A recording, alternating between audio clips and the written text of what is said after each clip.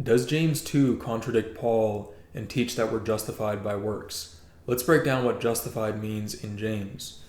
So Paul in Romans 4 says Abraham was justified by faith apart from works, or else he could boast before God. It even says a man can do no work and yet believe and be justified.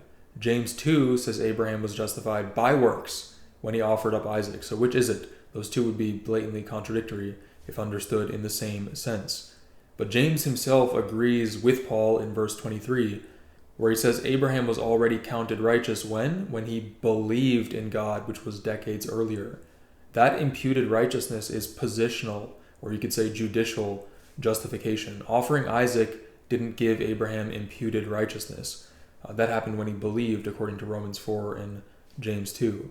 Offering Isaac justified Abraham in another, more general sense. Throughout the New Testament, the word justified can also mean vindicated or approved of as right, like in Luke 7:29 or Matthew 11:19, where the people justified God. That's the sense James uses here, which is a general vindication or approval by God or other men, both, or either or, it doesn't matter.